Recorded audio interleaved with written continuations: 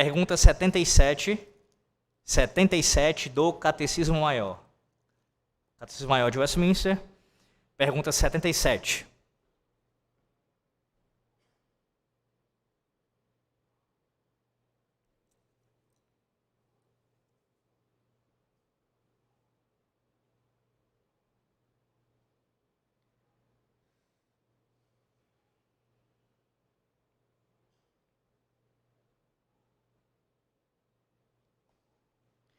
Leio a pergunta e os irmãos leem a resposta. Pergunta 77 diz assim: em que difere a justificação da santificação? Resposta: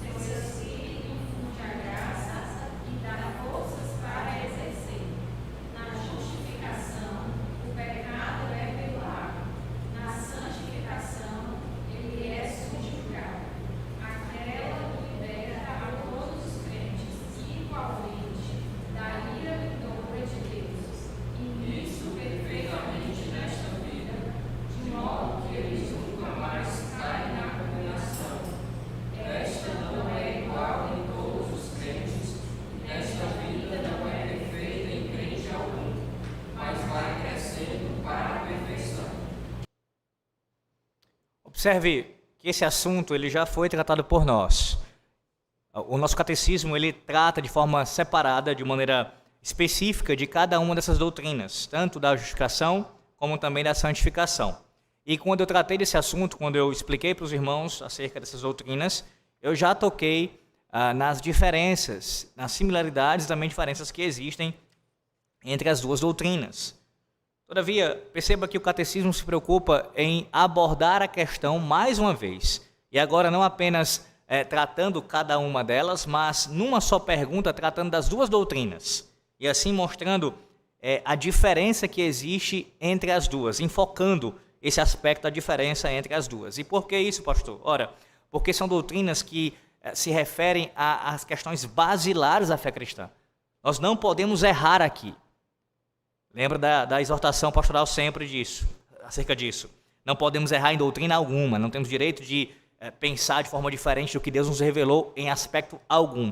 Contudo, há doutrinas que os erros cometidos com relação a elas serão muito mais graves, são pecados muito mais graves. Então, nesse sentido que eu falo, que não podemos errar de forma alguma aqui.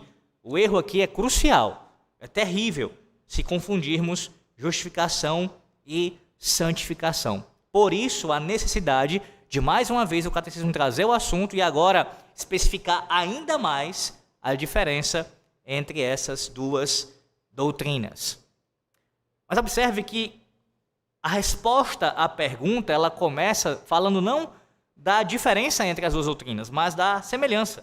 Não é assim que começa? Ainda que a santificação seja inseparavelmente unida com a justificação. Observe. Eles não começam respondendo acerca da diferença, mas tratando da sua semelhança, naquilo que elas têm igualdade.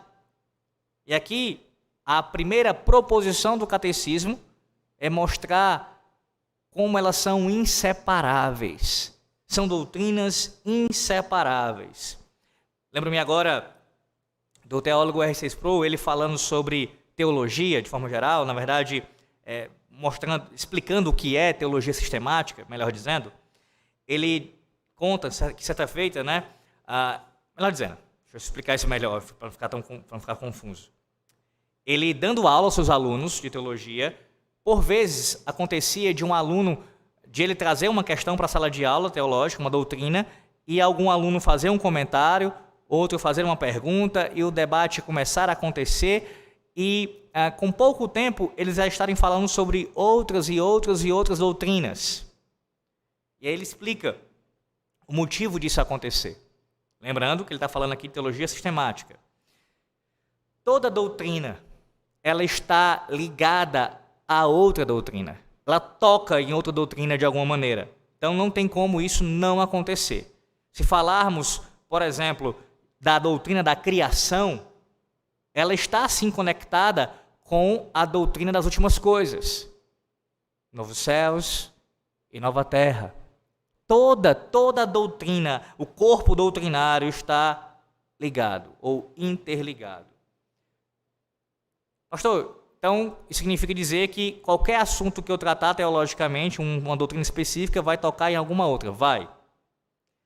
E existem algumas doutrinas que estão ainda mais próximas nesse sentido, porque estão dentro de uma categoria semelhante. Como assim? Quando falamos de justificação e de santificação, na teologia, essas doutrinas são abordadas especialmente na matéria, na disciplina de soteriologia, ou seja, a doutrina da salvação. Não significa dizer que justificação e santificação apenas estão relacionadas à doutrina da salvação, à teologia da salvação. Como eu disse, elas tocam em todas as demais doutrinas. Mas esse toque inicial, digamos assim, essa proximidade inicial será entre as doutrinas relacionadas, especialmente a doutrina da salvação. Então, se justificação e santificação tocam em outras doutrinas da palavra de Deus que não estão ligadas diretamente à doutrina da salvação, mais ainda se tocam, é isso que eu quero dizer para vocês, quando nos referimos à doutrina da salvação. Por isso aqui é importante ressaltar a inseparabilidade que existe entre elas. Elas não podem ser separadas. No sentido macro, porque teologicamente não tem como separar doutrinas, todas estão interligadas, mas também no sentido micro, porque elas estão ainda mais ligadas, por falarmos de salvação. Observe isso em 1 aos Coríntios. 1 aos Coríntios, capítulo 1, versículo 30. Abra e quem encontrar pode ler, por favor. 1 aos Coríntios 6, capítulo 1 primeiramente, versículo 30. Depois a gente vai para o capítulo 6.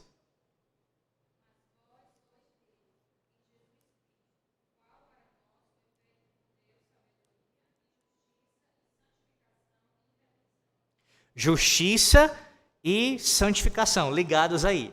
Agora o capítulo 6, versículo 11.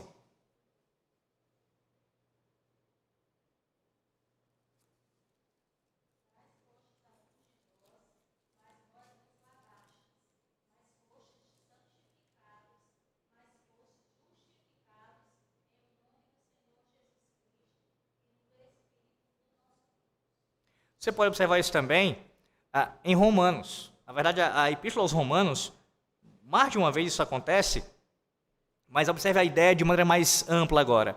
Lá em Romanos capítulo 3, a partir do versículo 21 em diante, a gente vai ver isso já já. Em Romanos capítulo 4, quando Paulo cita Abraão como um exemplo ali de ter sido justificado pela fé somente. Em Romanos capítulo 5, quando ele fala de nós termos sido justificados pela fé somente, ele fala de justificação, mas isso também está atrelado à santificação, quando no capítulo 6 ele mostra a necessidade da santificação acontecer em nossas vidas, como também no capítulo 7 de Romanos. Elas estão juntas, elas andam juntas, elas não podem ser separadas. Por que enfatizar tanto isso, pastor? Outro motivo para isso, porque quando o catecismo aborda aqui a ideia de diferir, em que difere, em que se diferencia justificação de santificação, a intenção com isso dos nossos pais não foi falar de uma diferença em termos de natureza, a ponto de serem coisas que não podem andar juntas. Não é essa a diferença. Não é nesse sentido, de serem duas coisas totalmente distintas, que não tem nenhum ponto de contato. Então a gente enfatiza aqui, primeiramente, a sua inseparabilidade. Elas estão unidas, elas têm diferenças que são importantes, eu vou salientar agora. Mas elas não podem ser separadas. Não podem. De tal forma que uma não existe sem a outra. É isso que você precisa entender. Não existe uma sem a outra. Além disso, eu não quero que você olhe para essas doutrinas, como para nenhuma outra, como se nós estivéssemos aqui fazendo uma espécie de abstração teológica. Nós discutimos sobre justificação, sobre santificação, muito no campo teórico, e nós ficamos teologizando sobre isso, debatendo, e isso não desce para a prática de vida. Nunca, jamais, você pode olhar para qualquer doutrina, qualquer ensino a palavra de Deus dessa maneira. Estudar a justificação e santificação é com o objetivo, como qualquer outro estudo da palavra de Deus, para nos conduzir a sermos cada vez mais conformes à imagem e semelhança de Cristo. É para nós crescermos diante de Deus e para a sua glória. Não é para nós aqui ficarmos simplesmente falando sobre coisas abstratas e nunca experimentar isso na prática. Então o objetivo aqui não é abstração, mas de forma concreta, entendermos o assunto e vivermos em conformidade com essa verdade. Pois bem, passemos aqui a observar aqui essas diferenças, tá? Observe como começa o catecismo. A resposta logo em seguida, quando fala sobre elas estão inseparáveis, diz assim: contudo, diferentes nisto, Deus na justificação imputa a justiça de Cristo, na santificação o seu Espírito infunde a graça e dá o poder de exercitá-la. Primeiro observe aí em Romanos capítulo 4, abra o texto e veja Romanos 4, versículos 6 a 8, do 6 a 8. Na justificação, Deus imputa ao pecador a justiça de Cristo. Romanos 4, do 6 a 8.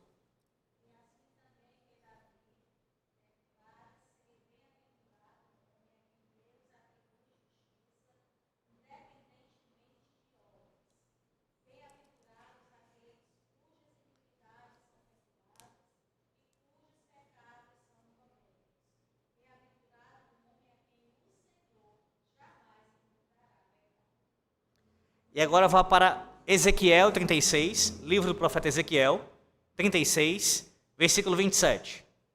Observe como na santificação Deus infunde graça e poder para o crente exercitá-la. Ezequiel 36, 27.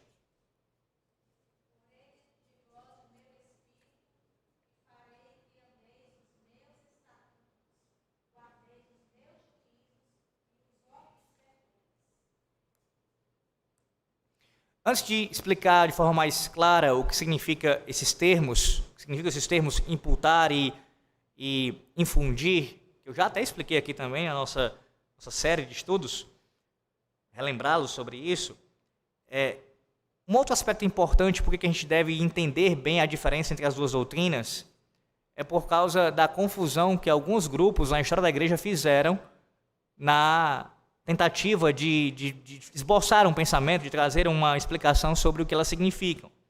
Você pode observar, inclusive o comentarista que nós normalmente utilizamos aqui, Johannes Gerhardus Voss, ele cita pelo menos parte do grupo dos pentecostais como um exemplo de ter feito confusão na elaboração dessas doutrinas com relação à justificação e santificação. Ele fala que no meio do pentecostalismo, surgiu um entendimento equivocado quanto a isso, a falar que alguns crentes podem ter sido justificados, mas não crescerem em santificação. De tal forma que a sua santificação ela ficou dependente de uma segunda obra do Espírito. Isso lhe lembra alguma coisa? Ou seja, enquanto o crente não for batizado com o Espírito Santo, fazendo aqui distinção entre o momento da conversão e uma segunda obra da graça, os pentecostais clássicos assim creem que você pode ser crente, ter crido no Senhor, ter sido salvo, mas ainda não ter recebido do Senhor o Espírito Santo com relação ao batismo com o Espírito Santo. E esse batismo, ele sendo operado em você, além de dons que você recebe, também terá aqui um nível maior de santificação. Não é à toa que se você passou pelo movimento pentecostal ou se conhece pessoas próximas que são desse movimento, você sabe que de maneira geral existe um pensamento ali presente, corrente entre as pessoas, ignorante infelizmente esse pensamento, de que há uma certa distinção de grau de santificação para quem tem o Espírito na sua vida, nesse caso, o batismo com o Espírito Santo na sua vida, e quem não tem. Há claramente essa distinção. Quem é batizado, segundo eles, com o Espírito Santo, essa pessoa denota, sim, um grau de santificação maior, mais elevado, do que aquele que supostamente não tem. Esse é um problema que surge na sua base, no equívoco de não saber a diferença exata entre justificação e santificação. Um outro grupo também, e esse grupo ainda mais perigoso, muito mais terrível em seus ensinos, são os pregadores liberais.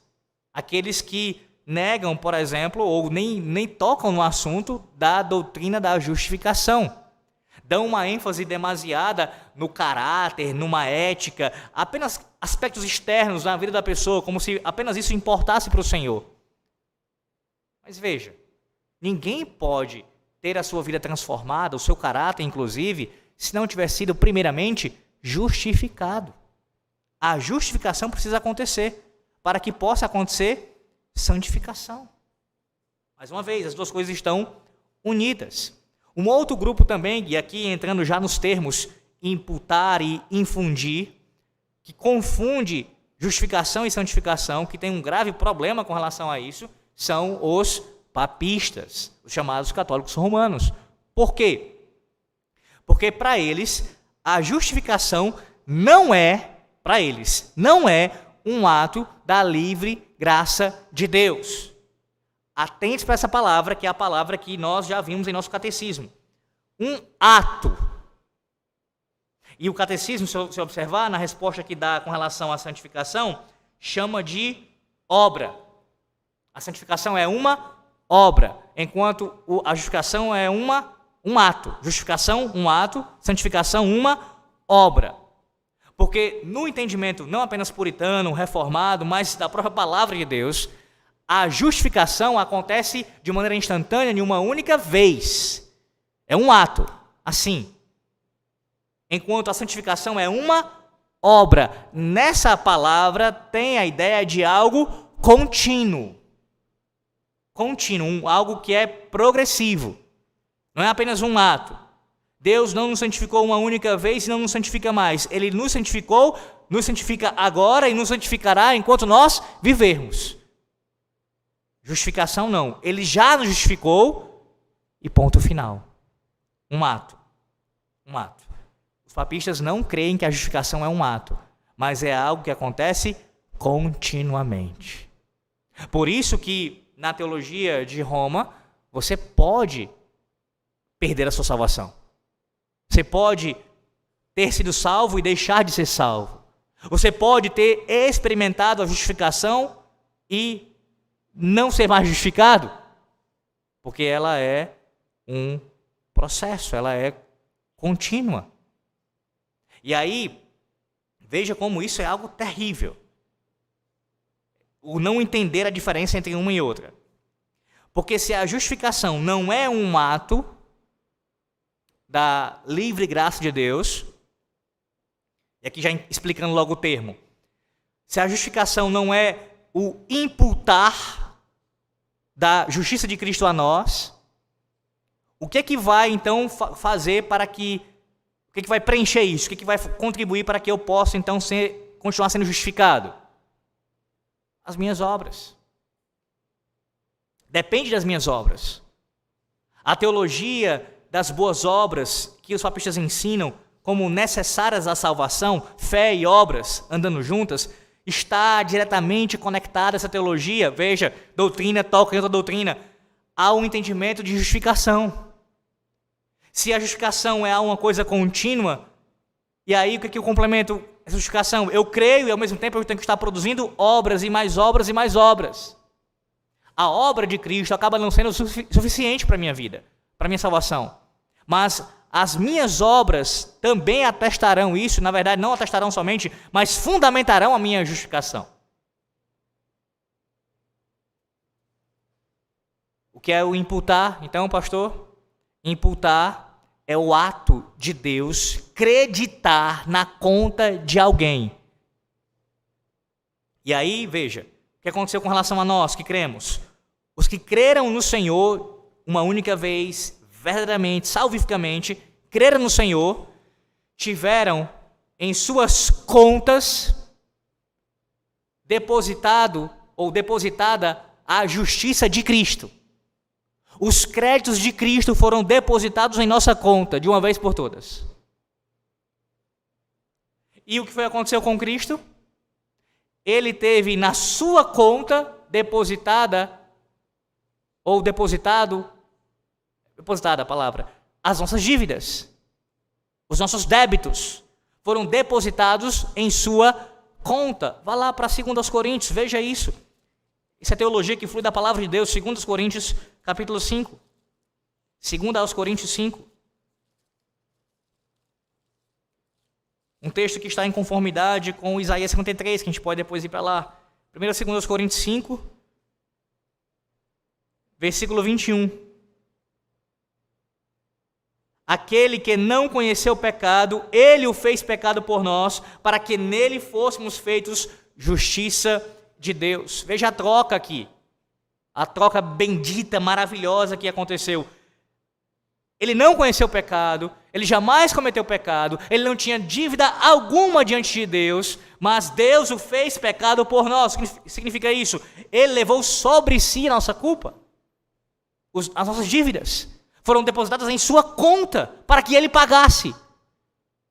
E enquanto isso, no ato de ele pagar a nossa dívida, sobre nós é depositada a sua justiça, é creditada é creditado o seu pagamento, os seus créditos. Olha lá para Isaías 53, veja também isso em Isaías 53, texto já pregado aqui também, Isaías 53, versículos do 4 ao 6, do 4 ao 6. O texto como um todo passa essa realidade, mas especialmente do 4 ao 6, que é o núcleo aqui desse texto, do 4 ao 6, Isaías 53. Certamente, ele tomou sobre si as nossas enfermidades, veja, ele tomou sobre si, e as nossas dores levou sobre si, e nós o reputávamos por aflito, ferido de Deus e oprimido. Mas ele foi traspassado pelas nossas transgressões e moído pelas nossas iniquidades. O castigo que nos traz a paz estava sobre ele, e pelas suas pisaduras fomos sarados. Todos nós andávamos desgarrados como ovelhas, cada um se desviava pelo caminho. Mas o Senhor fez cair sobre ele a iniquidade de nós todos. Percebe aqui tanto o pronome pessoal aqui da primeira pessoa aparecendo, nós, sobre nós, e também com relação a ele aqui o pronome pessoal na terceira pessoa do singular, sobre ele. A ideia é essa de troca. O que era desgraçado, terrível, iníquo, ele levou sobre si. O que era nosso, ele levou sobre si, foi para ele. Não é que ele se tornou pecador, mas ele foi considerado, tratado por Deus como pecador, como culpado, enquanto nós fomos inocentados por causa dele, por causa da sua justiça. Então, o que é a justificação? Para você entender isso de uma vez por todas, isso tem a ver com o seu entendimento do Evangelho. É o que você entende como o Evangelho. O que é o Evangelho? Passa por isso, tá? Deus, num ato de sua soberana e livre graça, disse, você agora está justificado. Está justificado. Você foi inocentado. Você não é mais culpado. Você agora está livre dos seus pecados com relação à punição deles. A condenação que era para você, você não mais terá. Por que isso aconteceu? Porque Cristo nos cobriu, nos vestiu com a sua justiça, com as suas obras. É uma declaração forense. A ideia é essa mesmo, é de um tribunal, de Deus declarando o culpado inocente. Não porque Deus é conivente com o pecado, mas porque um inocente pagou no lugar do culpado. Pagou a nossa dívida. Enquanto ele declarou o inocente como culpado. Não porque Deus seja injusto, mas declarou como culpado Cristo, porque Cristo assumiu o nosso lugar e levou sobre si as nossas iniquidades. E assim foi tratado como culpado e foi condenado em nosso lugar. Isso é justificação, meus irmãos. Santificação, aqui na definição do nosso catecismo, é o ato de Deus infundir aqui a ideia de Deus infundir aqui é de derramar alguma coisa em nós. Nesse caso, em nossos corações, Deus começa a nos santificar. Deixa-me ler aqui até a explicação que o Johannes Guerra dos Vos traz acerca disso. Veja, ele diz assim: o termo infundir, por outro lado, significa derramar algo em alguma coisa. Não se refere a uma movimentação dos registros contábeis de Deus no céu, mas a alguma coisa que Deus faz no coração e na alma de alguém aqui na terra. Descreve não a mudança legal de uma condição, mas a mudança de caráter pessoal. Deus nos imputa a justiça de Cristo, mas infunde a graça e poder em nossos corações para que possamos cultivar a nossa própria justiça, ou no caso, a nossa própria santificação. A perfeita justiça de Cristo é imputada ao crente enquanto ele ainda está aqui neste mundo, mas na glória celestial ele também será vestido com a justiça perfeita dos santos, isto é, a justiça de caráter pessoal, que é fruto da santificação. Então, o infundir aqui é Deus trabalhando em nossos corações, nos mudando, nos transformando internamente, e assim, essa transformação interna que Ele opera em nós se evidenciará pelas nossas obras, pelas nossas atitudes externas. Para ficar mais claro, na justificação, Deus nos declara justos. Nós saímos da condição de culpados para agora justificados por meio de Cristo. A punição não cairá mais sobre nós, porque caiu sobre Cristo. Estamos livres da condenação dos nossos pecados. Isso é um ato legal de Deus. Na santificação, é Ele operando dentro de nossos corações para que também, não apenas a nossa condição, a nossa realidade legal diante dEle, mas também a nossa condição moral diante do Senhor venha a ser transformada paulatinamente, gradativamente. Deus vai nos transformando, nos santificando dentro de nós e também nos conduzindo externamente a essa santificação. Se você não entendeu isso, justificação e santificação, certamente você tem problemas em sua teologia, problemas sérios em sua teologia, que pode sim lhe conduzir a um erro mais grave ainda, como alguns dos quais eu aqui citei. De forma resumida, você pode incorrer em legalismo ou em antinomismo. Lembre-se das definições básicas aqui de cada um deles. Legalismo é quando você atribui à graça divina qualquer outro mérito humano, como se nós pudéssemos de alguma maneira contribuir para a nossa salvação. Quando fazemos isso, somos legalistas. Estamos exigindo algo que Deus não exigiu para nós ou para o outro, e assim vivendo não pela fé, não por fé, mas vivendo confiando em nossos méritos. Já o antinomismo é o extremo oposto do legalismo. É a negação da lei do Senhor. Por meio dessa lei, nós somos santificados em nossa obediência à palavra de Deus. Se nós negamos isso também incorremos em um grave pecado, negando assim a lei do Senhor. Pastor, deixa isso mais claro ainda. Você que foi justificado em Cristo, por causa da justiça de Cristo, deve crescer em santificação. Nesse crescimento em santificação, você de forma alguma dependerá das suas obras. Você sempre olhará para o que Cristo fez e descansará na sua obra, na sua pessoa e na sua obra bendita. Você descansará nisso. Não achando que é por conta do quanto você obedece na sua santificação que você é aceito por Deus. Não, você já foi aceito pelo Senhor se você está em Cristo por causa da justiça de Cristo.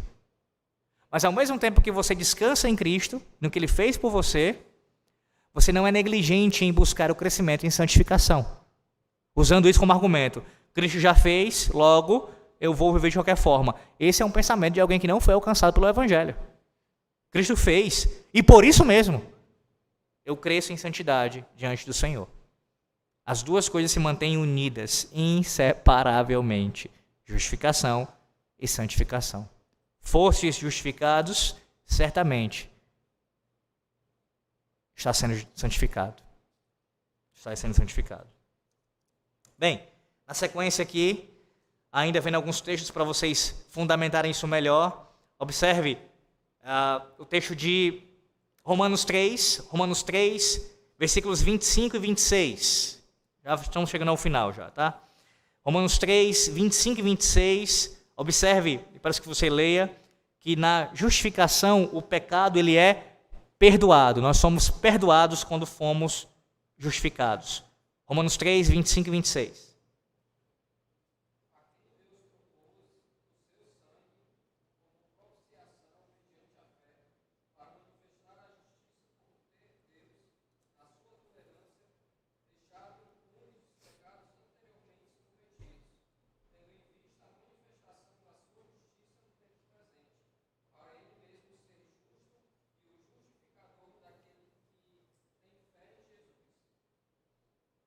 E agora, Romanos 6, versículos 6 e 14. Veja, versículo 6 e versículo 14 de Romanos 6. Na santificação, o pecado ele é subjugado.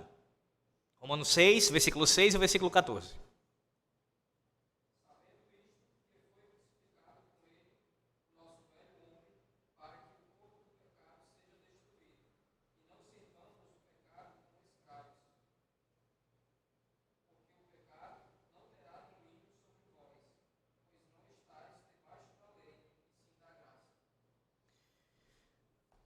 Veja as diferenças, né? Declarados como perdoados e, em seguida, nós subjugamos o pecado com o poder santificador que o próprio Espírito nos dá. Agora, vá para Romanos 8. Romanos 8, versículos 33 e 34. E veja como a justificação, ela liberta todos os crentes da ira de Deus. Igual e perfeitamente nesta vida. Outra diferença entre as duas, tá? Entre as duas doutrinas. Primeiro, observe aí, como a justificação ela liberta todos os crentes da ira de Deus de maneira igual e perfeitamente nesta vida. Romanos 8, 33 e 34.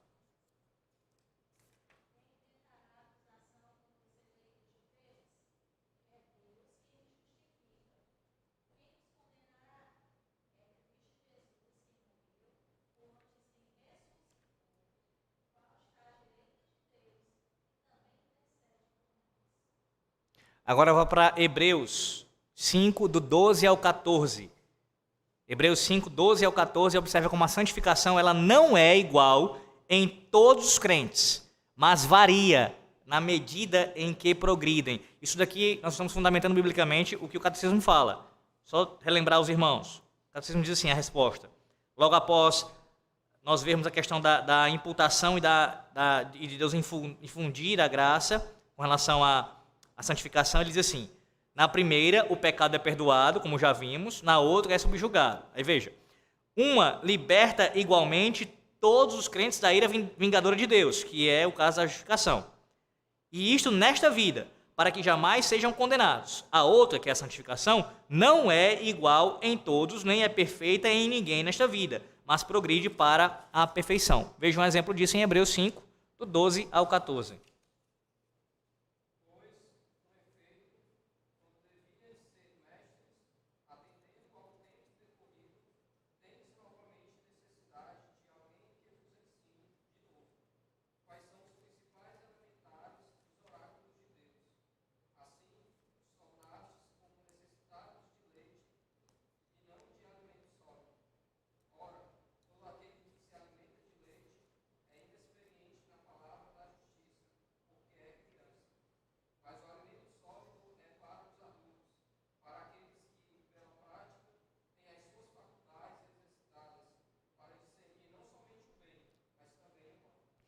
Observe como é uma diferença também importantíssima, justificação e santificação quanto a isso. Aqueles que foram justificados, esse ato aconteceu com todos nós, de uma vez só. Digo, ele não se repete, né, na vida da pessoa que experimentou. Você foi justificado, isso foi de uma vez por todas. E todos que foram justificados foram da mesma maneira, no mesmo grau. Ninguém é mais justificado do que o outro. Essa é a ideia. Você foi justificado, eu fui também, somos igualmente justificados diante de Deus. Você não teve 90% de seus pecados perdoados, eu tive 100%. Não, todos nós tivemos todos os nossos pecados perdoados. Todos. do passado, do presente e do futuro. Todos os nossos pecados foram perdoados e nenhum deles pode nos condenar mais. Nenhum deles. Porque fomos justificados igualmente. Não é assim com relação à santificação. Há graus de diferença entre o processo que Deus atua na vida de um crente e na vida do outro. Pastor, como assim? O senhor não falou que todos são santificados? Veja. Ninguém que for justificado não será santificado. Todos que foram justificados serão santificados. Então, nesse sentido, todos nós que fomos justificados seremos santificados. Então, há uma igualdade quanto a isso. O processo de santificação haverá, ponto. Quanto à santificação, haverá essa igualdade. Todos nós estamos sendo santificados. A diferença é no grau de santificação. Nesse processo, alguns estarão no grau mais elevado, outros menos elevado. Veja como o texto de Hebreus 5 é muito claro. Muito claro. E há outros que mostram a mesma realidade. Nesse caso aí, em Hebreus 5, o autor está falando de um grupo de crentes que já deveriam ser mestres. Já deveriam conhecer muito mais a palavra de Deus. Já deveriam se conformar muito mais a essa palavra. Mas ainda vivem como meninos, como imaturos. Necessitados de leite, quando deveriam estar comendo já uma comida sólida, mais robusta. Porque é assim, irmãos. Nós sabemos, pelo que a palavra de Deus nos fala, nos evidencia de forma tão clara em vários textos e também pela nossa própria experiência, que há crentes mais maduros na fé do que outros.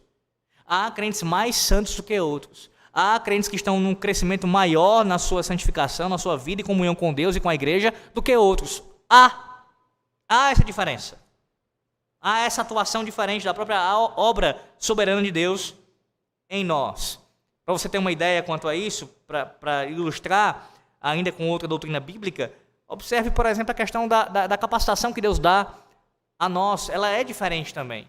Deus nos capacita a alguns de forma mais profunda em uma área, outros numa outra área. Às vezes você tem pessoas na mesma área, mas com a profundidade, mais capacidade do que outro naquela mesma área. Deus, de forma livre e soberana, distribui como Ele bem entende os seus dons, como Ele faz, como Ele bem entende, para os seus propósitos. Então, na santificação não é diferente quanto a isso. Há esses graus diferentes de santificação. E talvez você se pergunte, pastor, por que isso acontece? Se você for responder essa pergunta, primeiramente, observando com a ótica do lado de cá, ou seja, observando simplesmente a questão horizontal de como os crentes se comportam, é sim uma forma de responder a isso, tá? É uma primeira resposta que você daria. Como assim? Como é que tal crente está crescendo diante do Senhor de forma inferior a outro? Aí você observa, como é que é a vida desse crente? Ele usa os meios de graça? Porque certamente quem não está crescendo em santificação como deveria, não está usando os meios de graça como deveria. Oração, leitura da palavra, questão dos sacramentos, se apropriar dos sacramentos devidamente, com fé. Então, os meios de graça, eles são importantíssimos nesse processo de santificação. Se você é uma pessoa que não cultiva uma vida de oração, leitura da palavra, de comunhão dos santos, se você não faz isso, certamente a sua santificação será prejudicada. Você terá, sim, um grau de santificação menor do que outros crentes. Mas, ainda assim, a resposta não é completa. Porque nós sabemos que a nossa santificação, mesmo que nesse processo nós tenhamos responsabilidade, Deus nos chama a nos santificarmos, em última instância, a nossa santificação ela só pode acontecer porque Deus trabalha em nós também. Na verdade, porque isso acontece, é um movimento sempre primeiramente soberano do Senhor Deus atuando em nós. Então a resposta completa ou a primeira pergunta seria, por que é que Deus faz isso? Em alguns ele operar de forma ainda mais profunda na santificação e em outros você vê uma diferença, em um grau menor. A resposta para isso, irmãos, se você quer uma resposta detalhada e específica da Bíblia, dizendo assim, é por essa e por essa e por essa razão, você não encontrará. Assim como para inúmeras outras perguntas que você faz. A resposta a essa pergunta, como é para todas as demais perguntas que você faz, será sempre a mesma. Deus faz tudo o que faz, em primeiro lugar, para o louvor da glória da sua graça. É para o seu nome ser glorificado, para o seu nome ser exaltado. Por que existe o pecado no mundo? Por que existe desgraça? Por que existe isso e aquilo outro? Por que essas coisas acontecem? A resposta final para qualquer coisa que você perguntar sempre será essa, ainda que possamos ter outras respostas, mas essa é a resposta principal, é a resposta que norteia todas as demais. Deus faz o que faz para o louvor da glória da sua graça. Tentando traduzir isso de uma forma mais clara ainda, é que quando Deus determina, quando Ele decreta, por exemplo, que o grau de santificação entre os crentes será diferente, isso, de alguma forma, trará maior glória ao seu nome. Fará com que o seu nome seja ainda mais exaltado. Ele será ainda mais engrandecido nessas diferenças de graus de santificação. Assim como ele é mais ainda enaltecido nas diferenças de dons que ele dá a cada um de nós, e assim por diante. Nessa forma de agir, Deus exalta a si mesmo ainda mais. Ainda mais. Aí talvez você pergunte, para querer entrar ainda mais, né? Mas como? Aí você vai entrar em questões que a Bíblia não lhe responde, não lhe diz.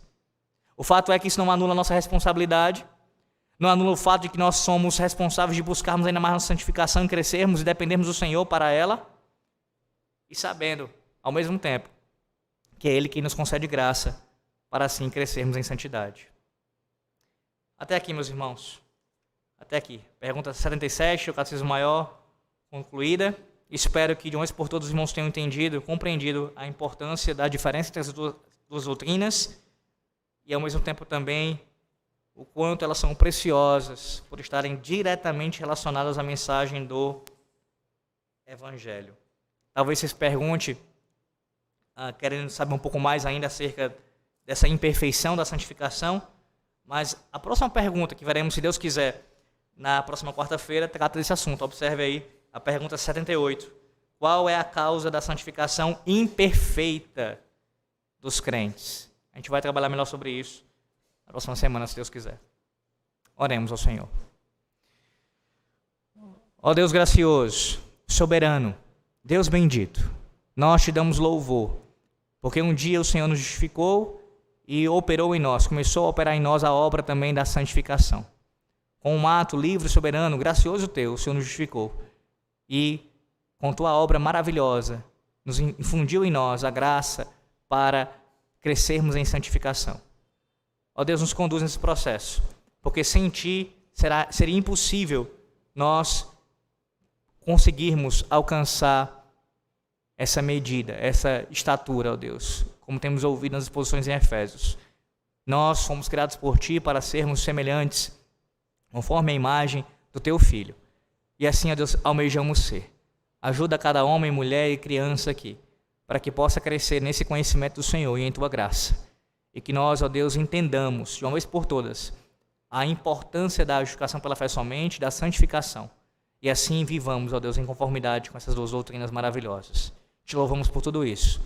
Te pedimos também, pelo momento de oração que teremos agora, que o Senhor escute nossas súplicas, que serão elevadas ao teu trono de graça, e que possa atendê-las, segundo a tua vontade, e no teu tempo devido, para a tua glória. Oramos em nome de Jesus. Amém.